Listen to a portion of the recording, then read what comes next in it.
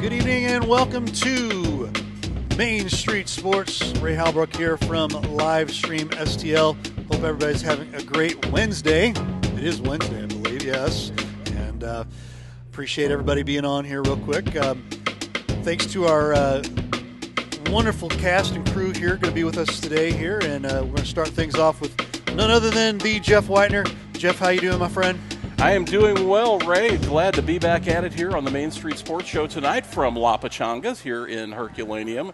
Come on by and see us. Say hi during the show, or come in and get yourself one of those margarita towers. Got to really go for one of those. There you go. One of those giant bottles of cerveza. Anyway, Right. we'll do that later. Hey, But after hours. after hours, right. That's Main Street Sport After Hours. That's a special show we do. We want to welcome our guest. We've turned the page, obviously. We've flipped the page from summer baseball now to our fall sports, and we have to start off with football.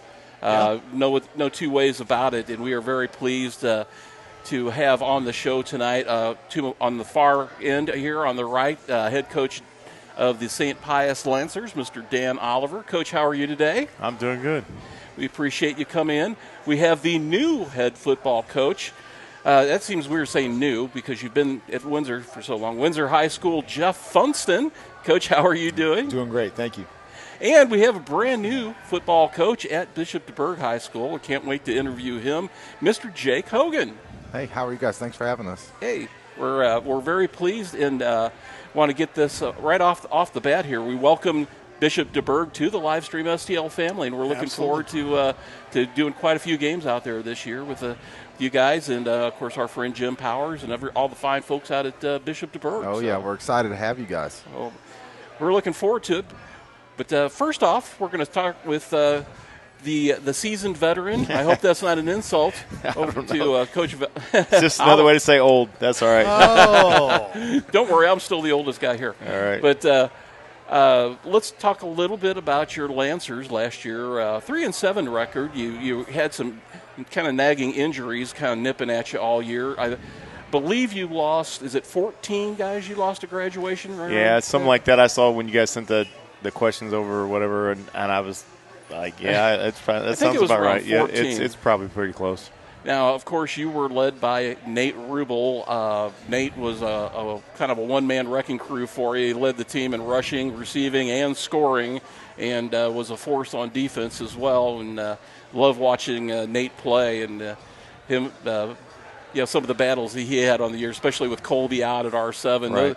Man, that was worth the price of admission right there to watch those guys hook up. But Colin Smith threw for 792 yards last year with 8 touchdowns. Nate Rubel and Connor Harden were the leading tacklers on defense. Before we go into what will be your third season here at St. Pius, to talk about that, kind of look back and give us a kind of a recap of last season, if you would. Well, I mean, it kind of says what this record is we were 3-7. We lost a few games to our regular scheduled opponents for them having COVID or quarantining, different things like that.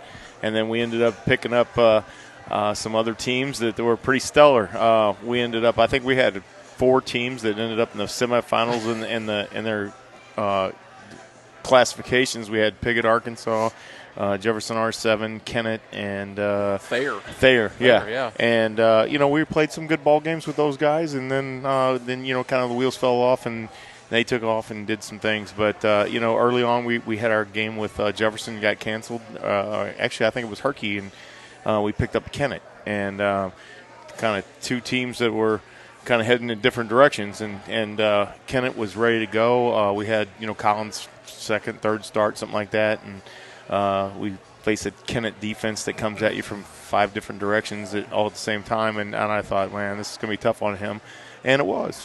They were very good. Obviously, they proved that later on, but it was a tough matchup for us, and we had a couple of those along the way, and it just kind of snowballed on us. Then you start getting nicked up, and when you're we weren't extremely fast. We had some good kids, but they weren't. Nobody was a game breaker, and that it just kind of piles up on you when you start losing a couple guys here and there. So that's Absolutely. kind of the way it was in a nutshell. And we had a lot of good times, and I think we got a lot out of it. We got a lot of juniors coming out this year. They were sophomores last year, and so I think we'll be much improved. I was going to say, I think the young Lancers will be battle tested, as you said. No one wants to use COVID as an excuse, but the schedule really did work against you because of the way that when you had a team cancel because of protocols, and you're trying to pick up a team. Well, just about every team you picked up was, like you said, was a pretty darn good team, and it really made things rough, especially on, like you said, on a young quarterback. Right. That we're looking forward to see how they do this year. And Coach, your third year, as I said, at St. Pius. Before that, long time at Afton. You've been at this game for a while. One thing I always like to ask veteran coaches, what are some of the biggest changes that you've seen in the game and maybe in the players over the years? Well, I think it's still football, and it's still kids are kids, but they have a lot more interest. They have so much more technology and things at their fingertips that they can go to choose to do. Their attention spans probably are a lot shorter because they can do so many different things, and they're good at so many different things. I mean, we only had whatever season it was, that's what we did all day until we had to go in and clean up. But they've got a lot of different things they can do, and I think it goes down to the same old thing though. When you have coaches around and programs around that are fun and exciting for the kids, they're going to come out and give you everything they got.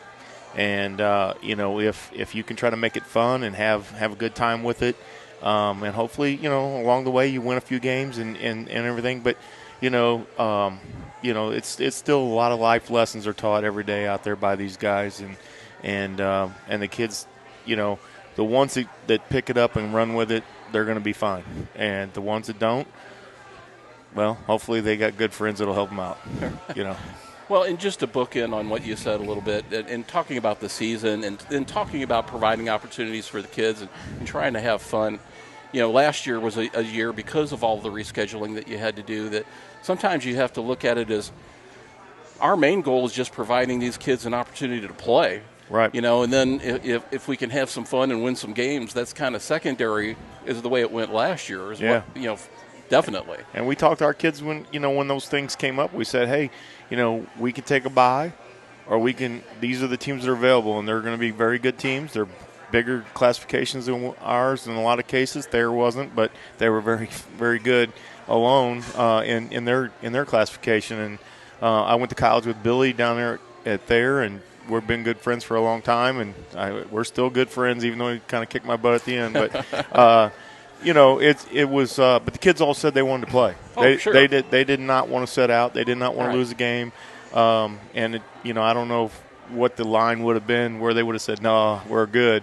But they were ready to go every time. And so even after a couple of them didn't turn out the way we wanted them to, they were still ready to take on that next challenge. So that says a lot about those guys there and what they did for us. Absolutely.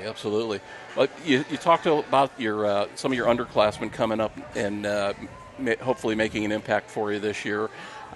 So far into practice, how's the overall health of your team right now? We're real good. We got some younger guys that are Monday guys right now.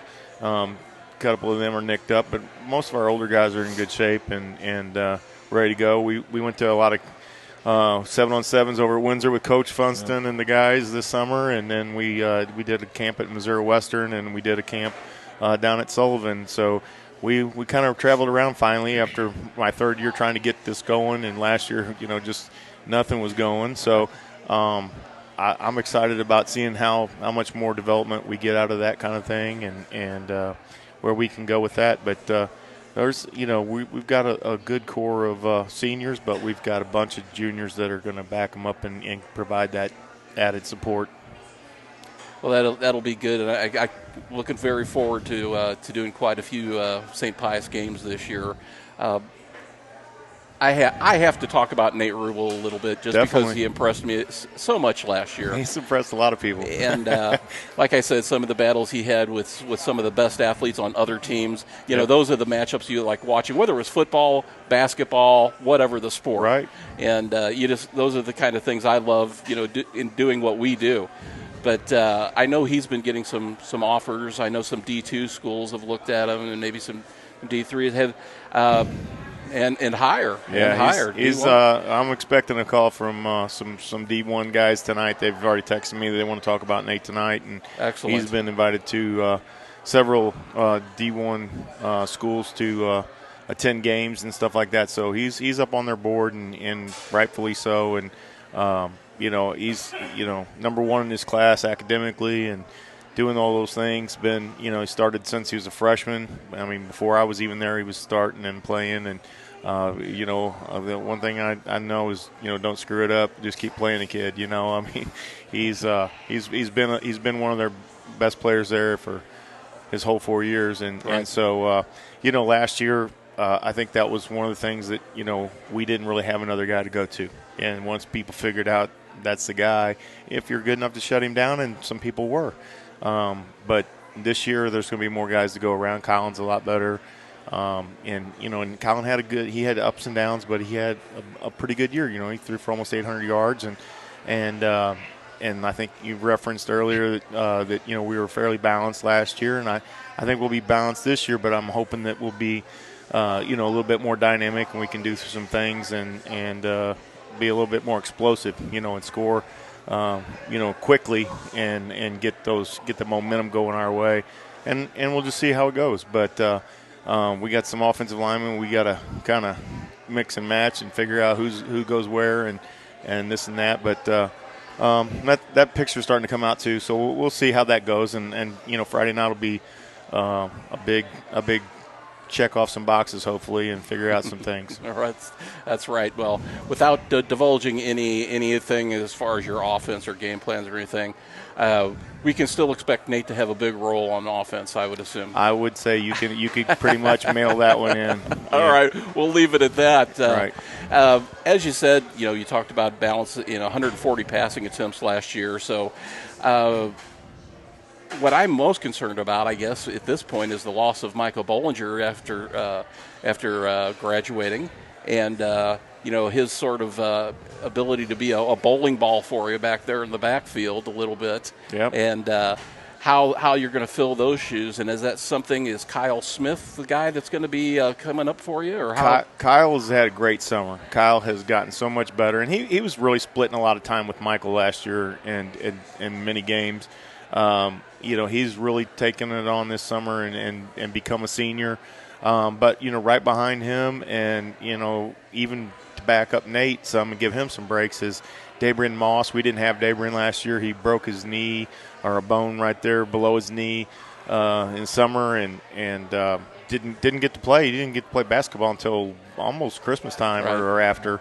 And so he had 2 surgeries on that knee and just didn't work out the way we hoped it would, but then Austin McGuckin came over from soccer and did a great job last year, and so those 2 guys being juniors behind them, and they're both really really good football players and really athletic, and they'll be on defense and offense and helping out. So that's going to be key to keeping a lot of guys fresh, and I think all 4 of them could start at any time. So we're excited about that. So critical at the small school level to have those guys that you can plug and play. And because depth is always an issue, obviously. But aside from maybe Colin and Nate, who are going to be some of your team leaders this year? Well, I mean, we talked about the running backs there, and Colin obviously. Wide receiver wise, Logan Jacobson played a lot of tight end and wide receiver for us last year. Logan is a big physical kid, plays basketball as well like Nate, and he's going to be probably one of our leading receivers. And then Matt Mariani's on the other side from him. But then we will rotate 4 guys in there, and Eli Frimmel and Drew Merciel.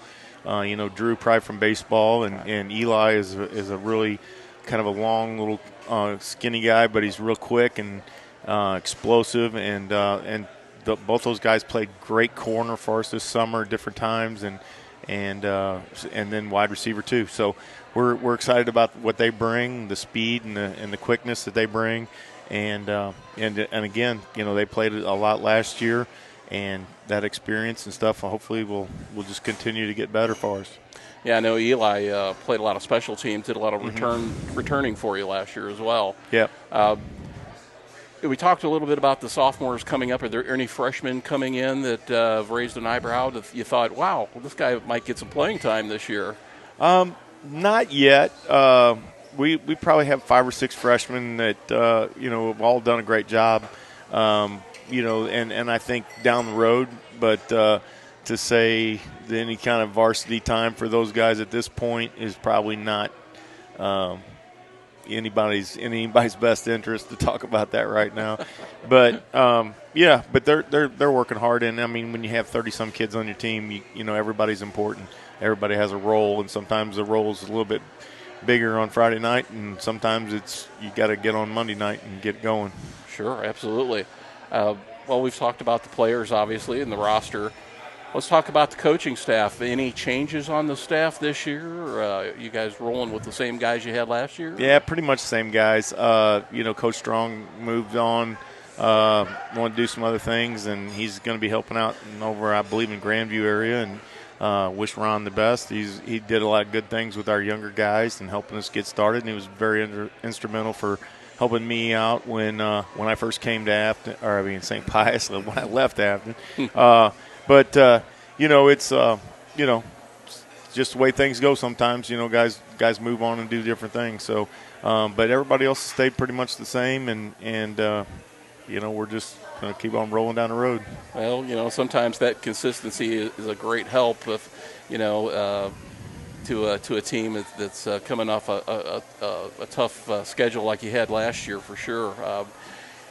Any team goals? Have you guys set up and talked about team goals yet, or is it too early into the practice? Just W's, man. As many as you can get. You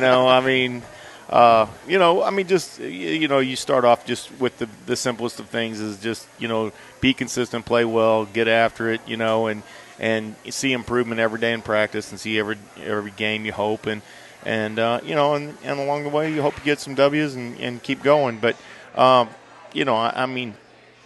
depends on who you ask. There's certain, every year I've coached, there's some kid that goes, we're going to state. Well, okay, you got to do a few things in between there. But let's win this next game first. Yeah. So, before we get too far ahead of ourselves, let's just play well in the Jamboree Friday and then see what happens next week, because Monroe City's probably not.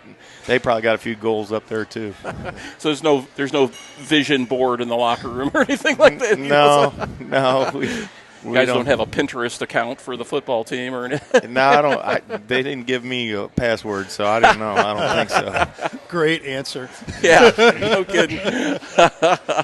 Ray, do you have anything for Coach Oliver? Oh, well, there's always the Ray question. Yeah. And the Ray question is there anything you didn't have that written down, though? Oh, well I always had to throw the Ray question at you. All right. So. I can swing with it. Let's go. So it's going to be new for the new guys here. But okay. The Ray question here is anything that you've picked up along the way in the last year, maybe that's either some sort of hobby, some sort of stupid human trick, any crazy stuff that we would not know about Coach Oliver that the fans are dying to know. No, I tell you what. My daughter got married about 3 years ago, and they'll come up with some different things they like to do, and maybe go to a different concert here or there. Some music that I might not necessarily have on my playlist, but I've just taken up the idea of that anytime I can go spend time with them is all right with me.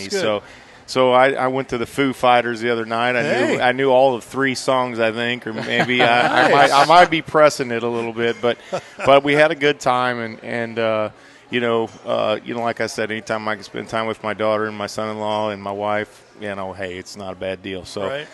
When I went to Star Wars, I took a nap. I couldn't quite take a nap during the Foo Fighters. That guy kept yelling, so that's great. Kept me on my toes.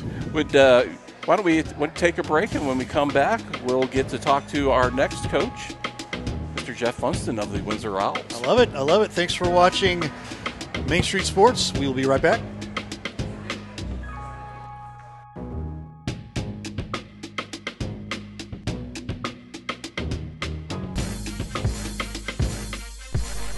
I'd like to welcome everybody to the Zach McVay hiring at St. Clyde's press conference. We'll take you guys' questions. So, Zach, you're making the move from being a head coach to now an assistant coach. So, any comments or differences to working on your own versus now working for Coach Miller?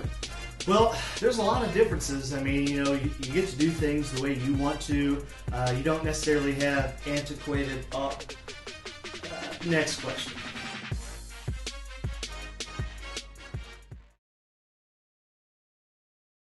Welcome to Toyota's National Sales Event. Ooh, RAV4. It's a great time to save on the 2021s while they last. Ooh, Venza. Toyota's got an exciting lineup to choose from. Oh, Highlander, could you? Oh, sure. You have to understand, it's the National Sales Event.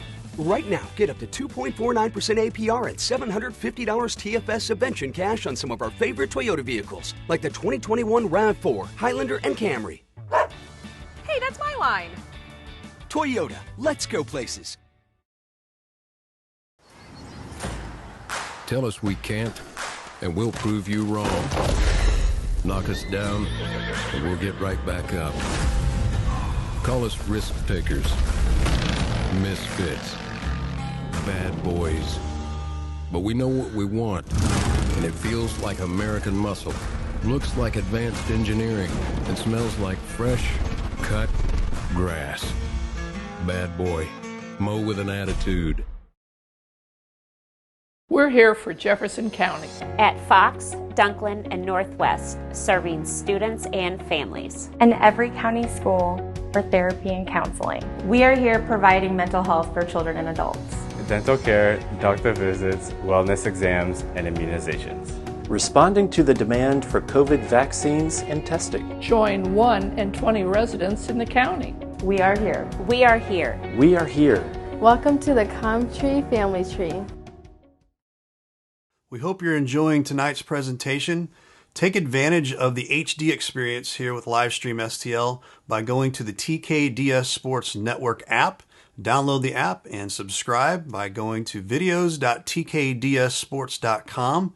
That'll get you access onto our TKDS Sports app, Roku, and Fire Stick. And thanks so much for your support of Livestream STL.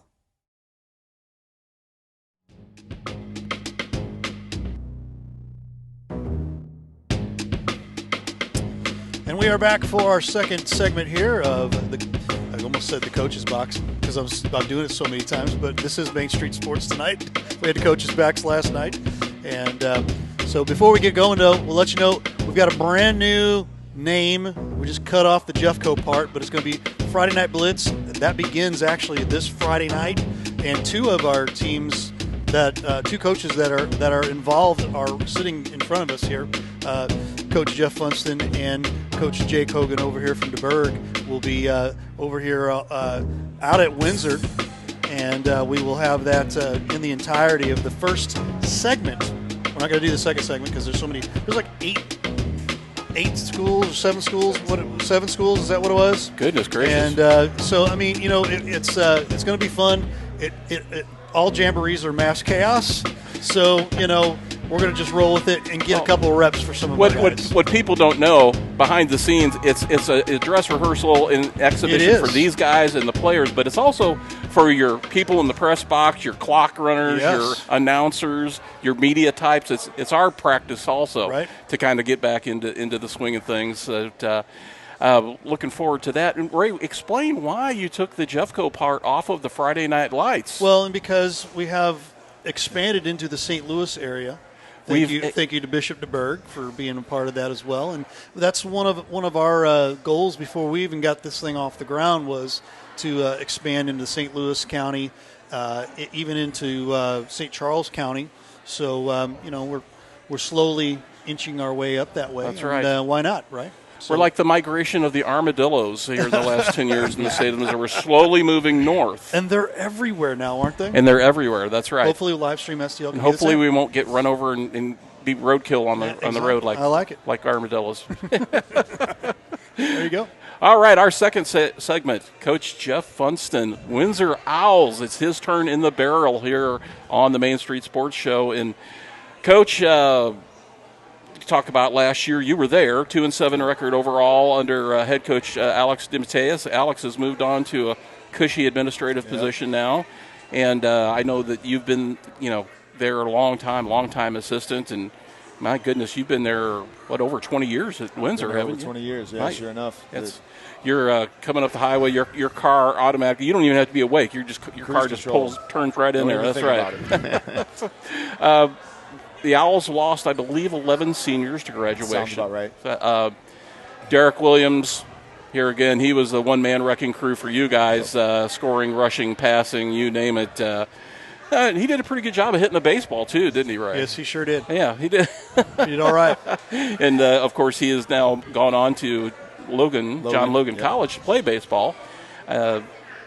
Connor Begeman led the team in receiving as a junior last year, and he'll be back, I hope. Then you had Chris Butts and Zach Ochterbeck that led the team in tackles. I know Ochterbeck, one of those guys was an interior defensive lineman, I believe. They were both linebackers. They were inside linebackers in our 3-3 stack defense that we ran last year. And, there you go. Yeah, they both did a good job, at least in the games that I saw. Originally from Herculaneum, that's right. Pride of Herculaneum, just like Ray. I'm surprised my parents aren't in here tonight. They live right. They always go out to eat. This is probably one of their favorites. As we said, you've been with the district for 22 years? I believe so, yeah. Okay. 22, 24. How many of those years have been spent coaching? And what all different coaches? Sure enough, when I first got there, I got there in 2000. 2001 was my first year at Windsor. And I started off, I was coaching 3 sports. I was coaching football. I had freshman football, 8th grade basketball, and then assistant varsity baseball. And after my wife got pregnant with our first, I had to kick one of them to the curb. So basketball kind of went out. I was afraid he was going to say his wife. No, but no. Yeah, no. Watch what you say. Basketball was out, so I spent my time on the other stuff, and then we had a bit of a budget crunch, and my position in baseball got ripped. So. One of those things that I was able to slide over and take a track job, and really kind of I was a baseball guy growing up. I played baseball at Herky, and my dream job was I was going to coach football, coach baseball, and I was going to be just happy as could be. And once I started coaching track, I tell you, I just fell in love with it.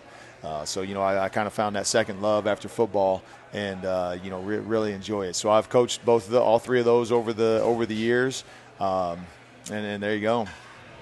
I tell you what, and this is something folks may not know about me. I mean, I love all sports, and I love the athletes and the coaches, but track and field has a real special place in my heart. I love to watch track and field. I love to announce for it. I love everything about track and field. That's probably my favorite sport to be a part of, not participating in. Just to be around, right?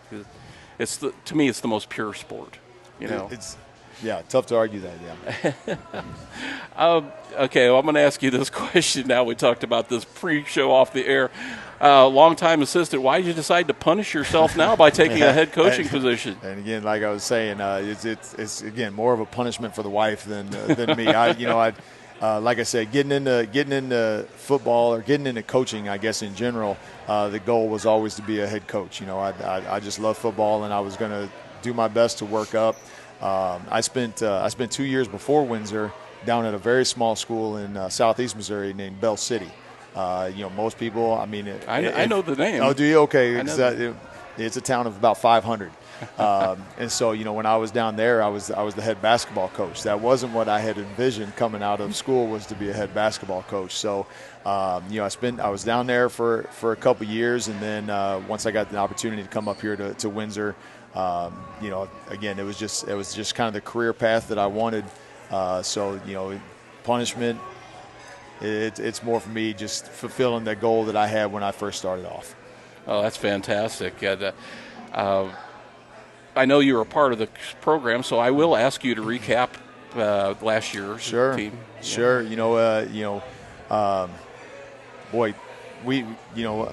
We didn't necessarily lose as many games as Coach Oliver did to the COVID bug. It seems like we actually missed a conference game. We missed DeSoto, Just couldn't work out a schedule to where we could get that made up. Would have liked to have seen the Dragons, but just didn't work out the way we could.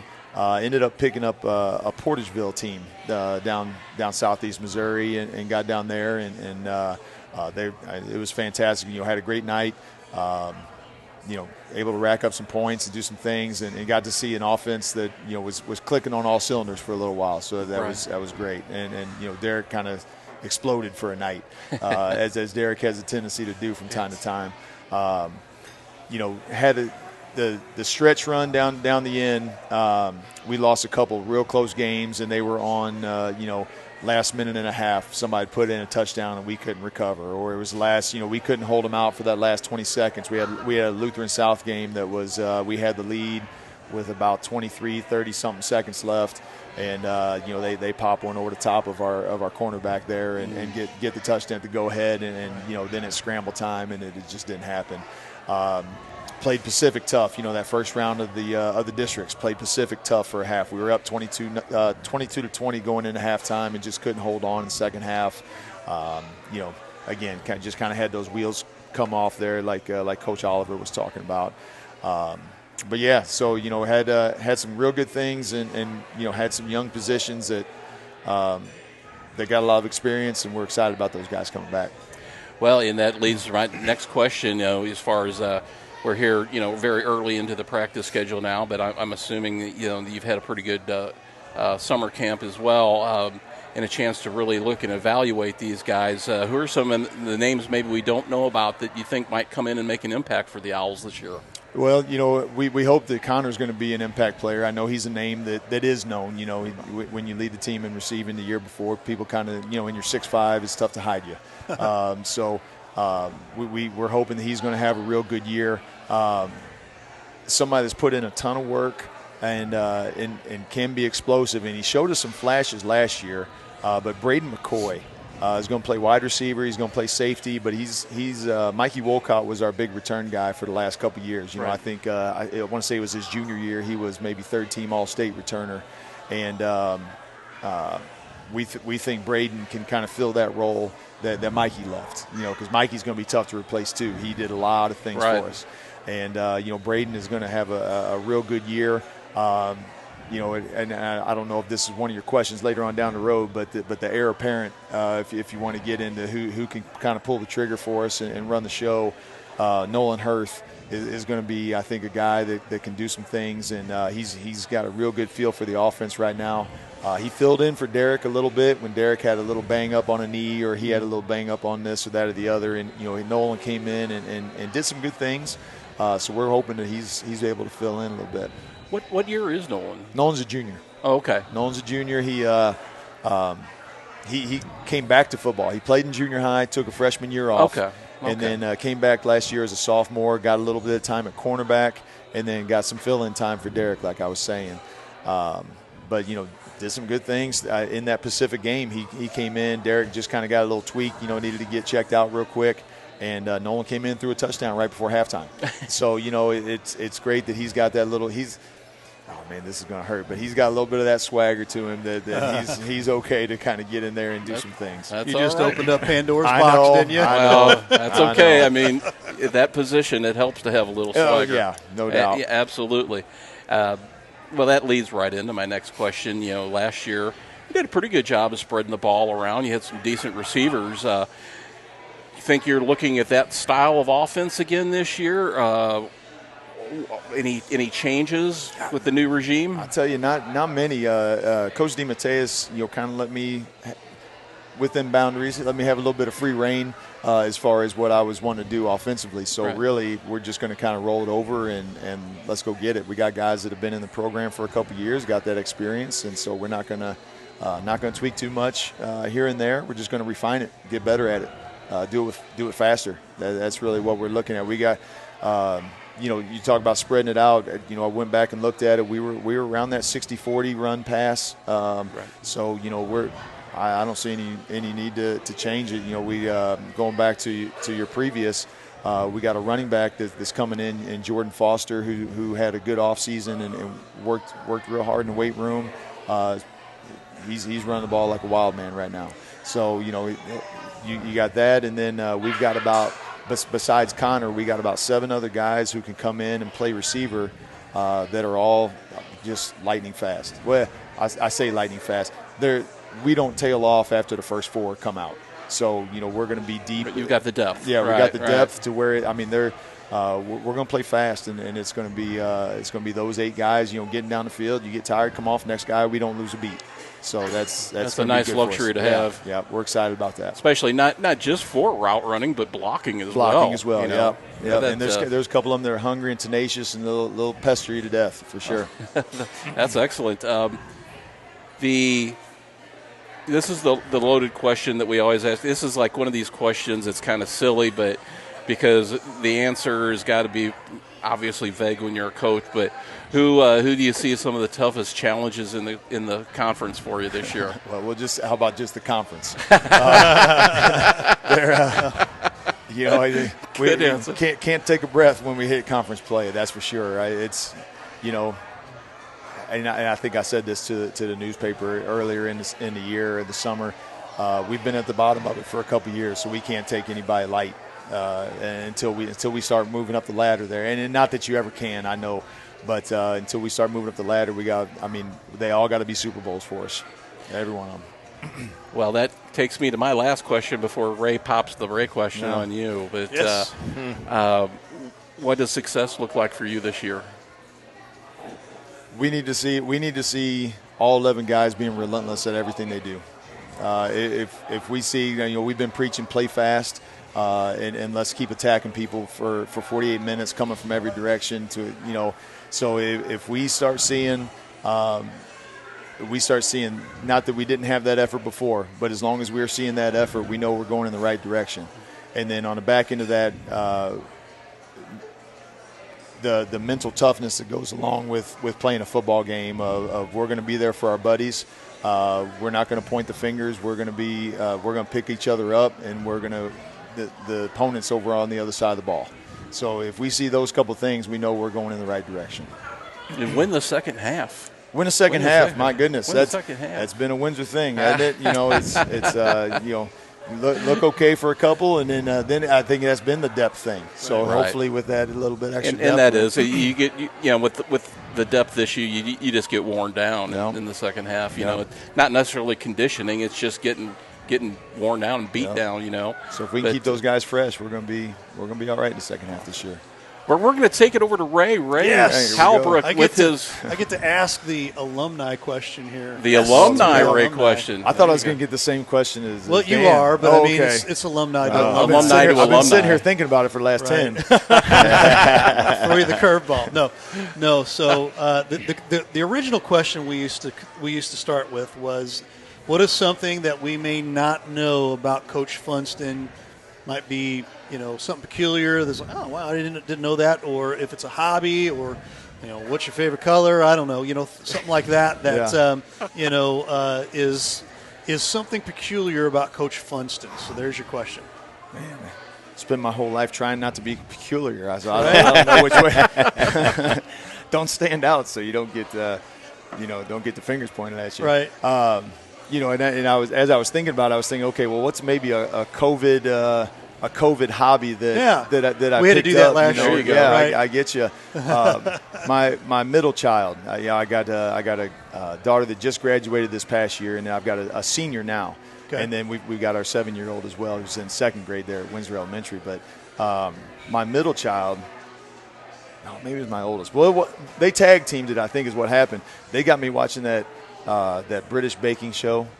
Are you kidding me? Oh no, not at all. So we've been baking just everything we can find. Wow. It's like, oh, you know what? That looked all right. Let's go try that. Let's try it. Right? Yeah, we've been getting after all that stuff for the last year and a half. It's been wild. That's awesome. It's not different than putting an offense together. You got to have the right ingredients. Ingredients. You got to do it a certain way. You got to execute certain things. Yeah. I get it. That is a stretch, but I like it. It's a good time. I love it. I love it. Well, maybe the next time you're on the show, we'll bring something in. Bring some examples. There you go. There you go. He's bringing cookies next time. There we go. That's right. Well, great answer from Coach Funston. Great interview as well. When we come back after our next break, we have our final coach of the day from the DeBurgh Cavaliers, Mr. Jake. We'll be right back after this on the Main Street Sports Show.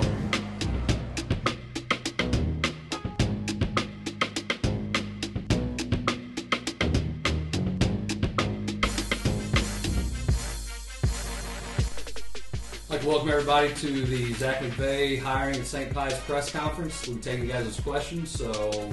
over here. Yeah, right here. Yeah. Zach, what's that trophy there in front of you? Oh, this right here. This is what's called the Cranium Cup trophy. You get this by being a winner. When you go 4 for 4 last week, you get every question right, and you really just leave everybody in the dust, and you just whoop them. No falling forward here. Plastique the Marketplace, the place to find vintage, resale, home decor, and much more. A unique shopping experience. Selections of over 80 vendors and 120 different sale areas, if you have enough time. Plastique the Marketplace is open 7 days a week, located at 1222 North Truman Boulevard in Crystal City, Missouri. Check us out on Facebook or call 636-638-1777.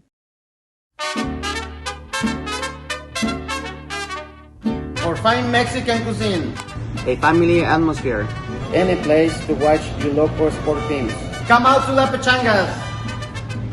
Check out our 4 locations: Arnold, Herculaneum, Crystal City, and Monterrey. Come out to La Pechanga.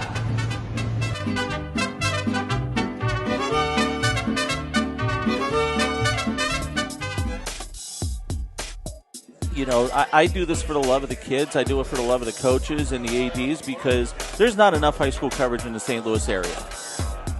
There's just not. Once again, I get to keep my relationships with, guys like you and a lot of the other great coaches and administrators and former athletes. And that's one of the cool things that we're going to do here, too, is, I've been fortunate covering some great coaches and great kids, but, the Caravan is... I wasn't letting it die, and sure enough, we're here now, and the reboot is in full effect.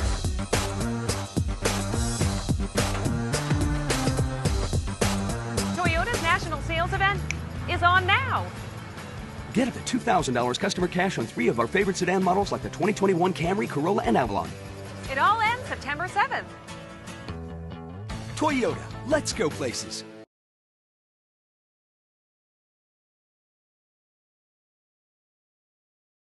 We hope you're enjoying tonight's presentation. Take advantage of the HD experience here with Livestream STL by going to the TKDS Sports Network app. Download the app and subscribe by going to videos.tkdssports.com.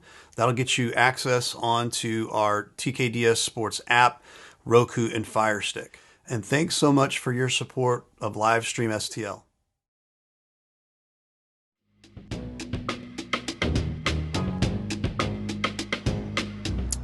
And we are back for our final segment here. Our new guy here, he's the new guy tonight. He won't be after tonight. So, Jeff, I'm just going to let you take it right there. Go right ahead. Well, we are very pleased to have our Bishop DeBurgh Cavalier partners with us tonight, hopefully watching. Hopefully Jim Powers is out there watching tonight. He can critique my performance. But, Jim, we've got your guy next here, head football coach for the DeBurgh Cavaliers, Mr. Jake Hogan. How are you, sir? I'm good. Thank you for having me. Well, we appreciate you coming in, and we know that these two guys are tough acts to follow, but I'm sure you'll have something enlightening and entertaining to bring to the conversation. Last year was a weird year. Obviously, you guys are in St. Louis County. City. And need we say more, right? You're in the city. You didn't have a whole lot going on. 0-3 last year in a COVID-shortened schedule. I guess we'll just say that and leave it at that. And I'll try to leave all my editorials out. But anyway, in the past, and I want to make sure that confirm this, your roster has been comprised of students from DeBurgh and Hancock. Is that correct? Yeah, we're co-opted with Hancock High School. Okay, because Hancock doesn't have a football team, for those folks who don't know. Young team, at least looking at the rosters. You only lost 7 players to graduation last year that I saw. Quarterback, tell me if I'm pronouncing this wrong, Khalil Macon. Yep. Khalil Macon led the team in passing and rushing as a junior. And then you've got David Sides and Davion Sides. Yep. They led the team in tackles as freshmen. They look like pretty good bookends for you there, I guess, in the interior line, or on both sides of the ball, or where do they play? Well, we're a pretty young team overall. A lot of freshmen, a lot of sophomores. We got, I think, between the seniors and juniors, we got 5 total. So that's good, but it's also bad too. We're in a big youth movement. The Twins are going to play on both sides of the ball. Khalil Macon, we're going to use him a lot of different ways on offense. I'm an offensive guy. Unfortunately, he's not going to be playing quarterback for us. We're going to use him in a lot of different other ways, but he's a great kid, great leader, and we're just really happy to have him. More value to the team in other areas of the Absolutely. field for you. I know you're a DeBerg alum. You've coached at Lutheran South and most recently St. Dominic's. And Coach Hogan coached with our friend Ben Elick over at Lutheran South. Yes. Want to plug that. Lutheran South, another school we've gone and covered a lot of games for in South St. Louis County as well. As you look at your career and some of the places you've been assistants and different things, why was the time right for you now to come back to DeBerg and take over as head coach? Well, DeBerg's always had a special place in my heart. I graduated there, played there, I coached there. That's actually where I started my coaching career. I was there for 3 years. And, I'm always one that is up for a challenge. And if it's not challenging me, then it's not making me better. And I think coming in, taking over a program that's, kind of where DeBerg is at right now, that's a big challenge for a first-time head coach. And I got a great supporting cast with assistant coaches. Coach Mike Levo, he's one of our co-defensive coordinators, been around town a while. And Coach Max Buck, who I actually coached my first year at Bishop DeBerg. He was my quarterback. Oh, my goodness. And he was with me the past 3 years out at St. Dominic, and he also got a job in the building, so I'm glad to have him. And then, fortunately but unfortunately, I hired a St. Mary's grad in Timmy Muxo. He graduated in 2018, but he's been a big help coaching corners and wide receivers. So we're excited for what we got coming up. And you're an offensive guy because you were quarterbacks coach at Correct. Were you quarterback at DeBerg? I was, You played quarterback. Okay. I did. I played against Coach Dan Oliver. There you go. I'm telling you. And how did that go, by the way? Junior year, they whooped our butts. I think senior year, we returned the favor in a close one. Yeah, I think so. How was he do you remember how he was to have to game plan against as a quarterback? Yeah, I mean, they had a good little team, and, we had to get ready to go. And I think was that one of the first years they had the new stadium, or was that a little later? I was a 2012 grad. I think we got a new stadium in like 04 or something like that. Yeah. Wow. So, when Coach Welby and the boys were over there back in the day. Yeah. Well, obviously being a younger coach, and younger comparatively, I don't want to, insult you in any way, but by that. But who are some of your biggest influences as coaches and mentors, either coaching or teaching or anybody else in your life? I would say the first person who got me to fall in love with the game of football, because I was a soccer guy in club soccer growing up, and I just didn't really like it anymore after freshman year. So I literally walked into Coach Welby's office. We had a great conversation, and I just fell in love with the game. And originally I wasn't even playing quarterback. I was playing some other skill positions, and then I kind of just transitioned into that role.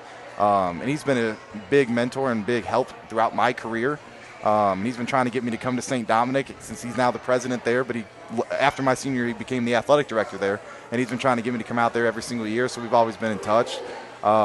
Jamison Allen, who was the head coach at Lutheran South, we stay in touch all the time, and he actually, kind of got me going in the coaching world, meeting a lot of new people. But I would definitely say the other two from St. Dominic is Blake Markway, the head football coach there, and Kevin Roberts, the athletic director. Great people. And I think what I've learned the most was, as a young coach, is you have to be organized in everything you do. And if you're organized, then things will start to slowly fall into place. And Coach Markway is very particular about being organized and down practice seconds, down to the minute. And I just try to learn from what they were very good at and kind of spin it in my own way. It's funny, Ray, and talking about how coaches like to be very organized and hyper prepared. That's why we like sending out some of these questions ahead of time. We do that, and I did that primarily with the football coaches because we know how they like to be hyper prepared ahead of time. So that's right. We always do that because we don't want them coming in, walking in here cold, and that's the worst thing you can see out of a football coach, not knowing what the direction we're headed here. So. We talked about the Sides brothers and what they did last year as freshmen. Do you have any incoming guys, freshmen, that you want to talk about by name that you think can make an impact for you? Yeah, so we're going to do a lot of different things on both sides of the ball, but we got a running back. He's we call him the COVID 40 because when he's actually a freshman, came from Hancock. When he was in 7th grade, he was probably about 5'10", 170. And now as a freshman, he is 6'1", he's about 240, and he's a running back. He's a big tank. He runs very hard, runs very fast. So Corvon Gray, he's going to do a lot of good things for us. And then obviously our quarterback, we actually just named our starter today, Javon Sanders. He's a lefty, very talented, very quick on his feet. He's got a quick release. So skill guys wise, we got a lot of guys that are very young, but they're learning. Right. And Jimmy Staub, unfortunately suffered an injury earlier this week. So he'll be out a couple weeks. He's a young guy, very fast, got good hands, and he's also a great leader. And that's part of the thing that we're trying to teach our kids is how to compete in every single drill that we do. Whether you're in the classroom, we're competing to get the best grades possible, in the weight room and on the field. And we got a lot of young, hungry guys. But outside the twins, up front, we're pretty big. I would say we're about 6'1", 6'2", about 250 across the board. But Joe Molitor, he was a transfer from Lindbergh. He's going to be our starting center as well, and he's a very smart football player, trained at the grind and with Elite Football Academy, so he's primed and ready to go. Wow, that's excellent. If you can have a center walk in like that who knows what's going on, that's for the line, that's worth his weight in gold right there. Mm-hmm. That's now you talked about naming your quarterback today. As a former quarterback and a quarterback coach, what are some of the qualities you look for in a quarterback? Leadership is definitely number one. If you're a quiet guy, it's probably not going to work out because you got to be vocal. And you also, personally, I'm very big on mechanics and fundamentals. If you can't fundamentally play the position, then we have to move you somewhere that we can help, or you can help us at. Right. And Javon, since day one, he started off as a quiet guy, and he keeps growing and growing and growing. And now he's a vocal leader. He's always cracking jokes at practice. I mean, literally today, he asked me if I could do the Dougie. And I said, I'm only 27 years old, but I'm like, what's the Dougie? He goes, I'll show you. And I'm like, I don't want to dislocate any hips, so I'm good. So, it's a good time. And I think the most biggest thing about being a quarterback is you've got to be the first one in and the last one to leave. And he does that every single day. He cleans up after his teammates when he needs to. And, he's definitely the kind of guy that sets the tone for us every day. It's like any other leader, the rest of the team's going to feed off your energy and your mood. So Absolutely. That's very, very important. We talked to Coach Oliver, St. Pius, some of the challenges of smaller schools, and you're always kind of wondering what your kind of numbers you have. And we talked prior to us. Talk about the numbers that you have this year and how you're moving forward and in the future to maybe increase those numbers in the program and on the roster. Yeah, so we're probably in the mid-20s right now. We're hurting a little bit from both DeBerg and Hancock, but like I said, we're trying to make everything as easy and simple as possible for the kids to understand. And I think one of the biggest thing is we like to play music at practice. That way they're dancing, they're having a good time, but they're also focused on the job that they have to accomplish that day. So any small things like team bonding we do once a month. Actually, we have one this Saturday. We're going to play bubble soccer. And we did that at our faculty thing, and that's incredible. That was awesome. And we did decide we're going to do coaches versus kids. So I guess they're going to take some of their anger back out on us for all the conditioning. But we're excited, and they're a great group to be around. We're young, but we're learning. And I think what we do to kind of grow our program is we do a flag football league for the area grade schools in the spring, and then that's what we'll implement this spring. And then starting next fall we'll have a junior Cavalier tackle football program. Excellent. That's excellent to hear. That just reminded me, and I'm going to toss this out there to the coaches. Anyone see Brett Favre's comments yesterday regarding CTE and football? And Brett Favre is of the opinion that no one under 14 should be playing tackle football because of several things. And he talked about, obviously, his own experiences and many people that he knows. When I grew up, I played flag football until I was 14. I grew up in Michigan, and that's how they did it then. Mm-hmm. I know it's different down here, different in a lot of different areas. Any thoughts or opinions on that, fellas? We'll start with you, Jake. I'm big on just letting kids play, and I think if you have the right coaches who are teaching the right things, and unfortunately, it's not all about winning. It's about letting these kids develop their skills. So we're big on, like I said, with our flag football league, we're going 3rd, 4th, 5th, 6th grade in flag, and then 7th and 8th will be our only tackle.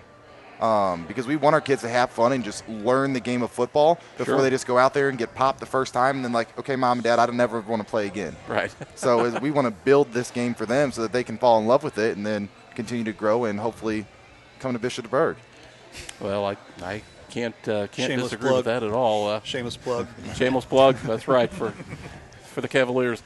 Coach Funston, what are your thoughts on that? Well, I think you said it right. As long as you got a good group of coaches on those lower levels teaching the right way to do things, and minimize any risks that would come along with the head injuries and things like that. I mean, we've got a junior Alice program that starts tackle in 3rd grade. I think they combine like 3rd and 4th grade, and then 5th and 6th grade. And our guys do a real good job of teaching the fundamentals and just being in the right position and how to do those types of things.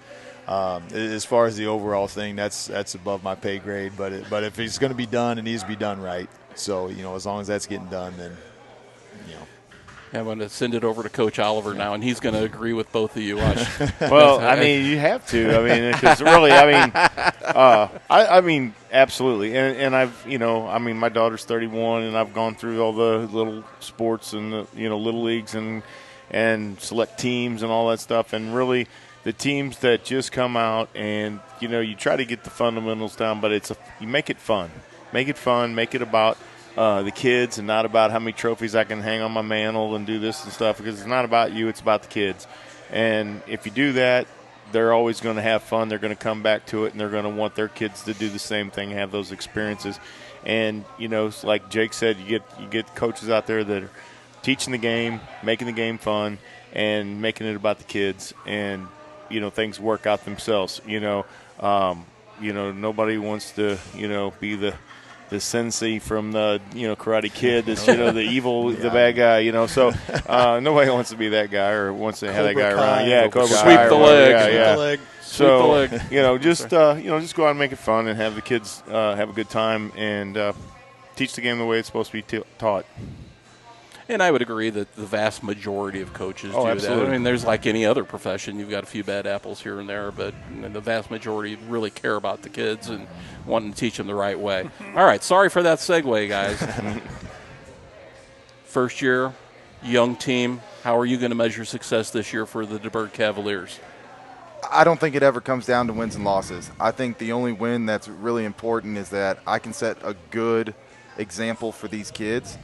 And as long as I can continue to build those relationships in a positive way with them and set a good example, like I said, I would love to win every game and go win a state title every year. But that's ultimately not our goal.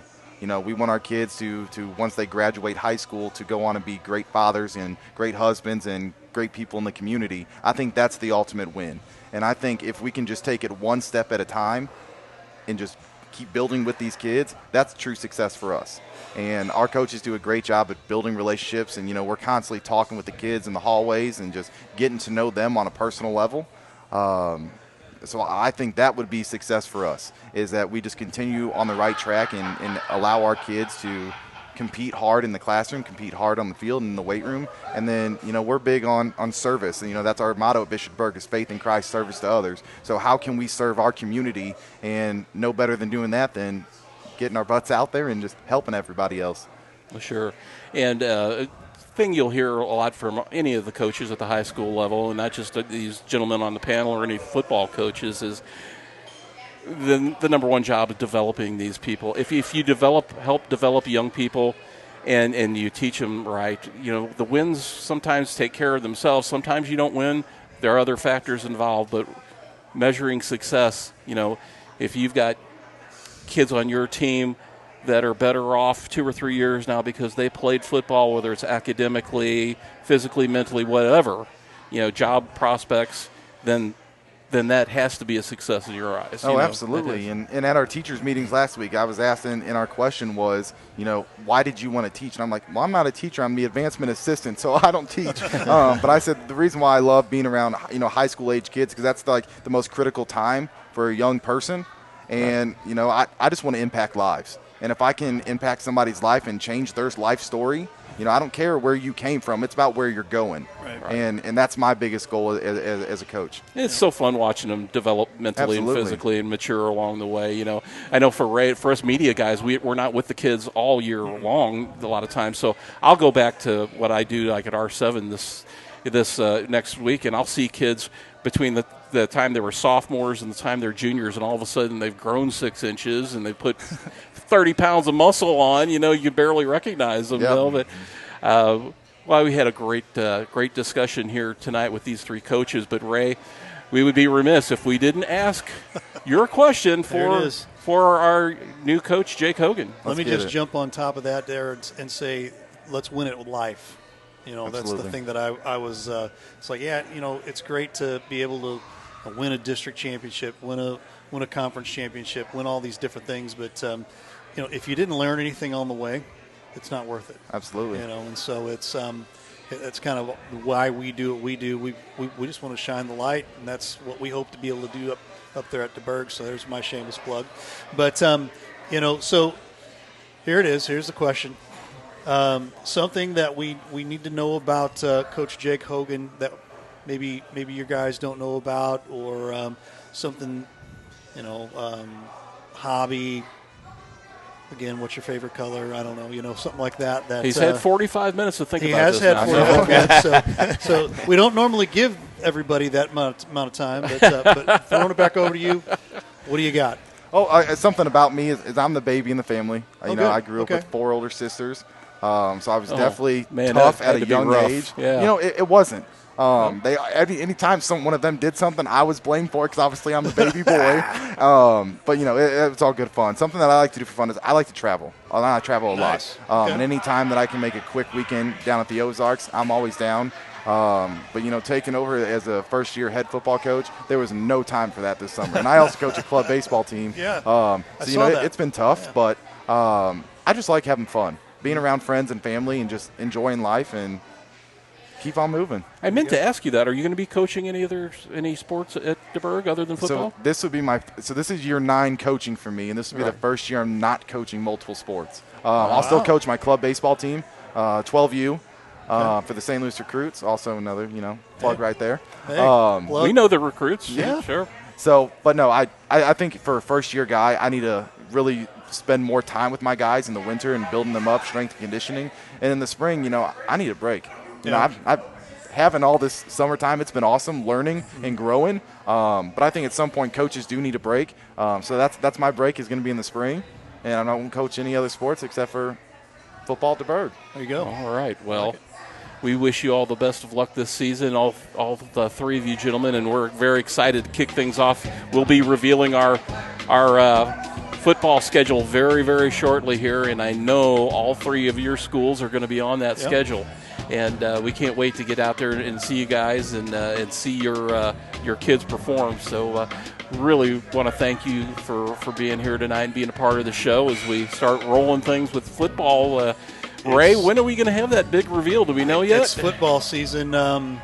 Reveal maybe next week. We'll take a look. We've got some. I've got some goods and some bads to deal with, and probably going to be a lot of coin flipping. Like, we going this way? We going this way? Flip a coin. So stay tuned for that, and we'll have that in its entirety. Hopefully, sometime next week. We'll see how that goes. But again, Friday night with Friday Night Blitz, we will be out at Windsor High School. We'll have DeBerg out there as well, and who are the other? The other schools that we've got there, Jeff? Brentwood? Brentwood is going to be there. Grandview is going to be in the early session along with us. And then the nightcap there, DeSoto, Northwest, and Potosi. My Lord, I don't have any idea how you're going to get all those games in, but I know you split it and you just say go, but and it is going to be utter max chaos, but that's okay. Rearing circus. That's right. So we'll be covering some of that. Definitely what they call it session 1. It starts at 6:00 Friday night. It will be on Livestream STL's Facebook page and YouTube page, and we'll be able to talk to you a little bit about more of our outlets moving forward with that. A football appetizer for everybody this Friday. It will be. I like that. Hey guys, thanks so much for being with us. We appreciate that, and we hope to. And good luck to you this season for all of you guys. And so, we hope you have just a bunch of wins. You know, and even if you got to play against each other, it's a bunch of wins, right? Right. So there you go. There you go. Awesome. Well, thanks so much for being with us here for Main Street Sports. Ray Halbrook here, and all of us at Livestream STL. We're going to say so long. Have a great evening.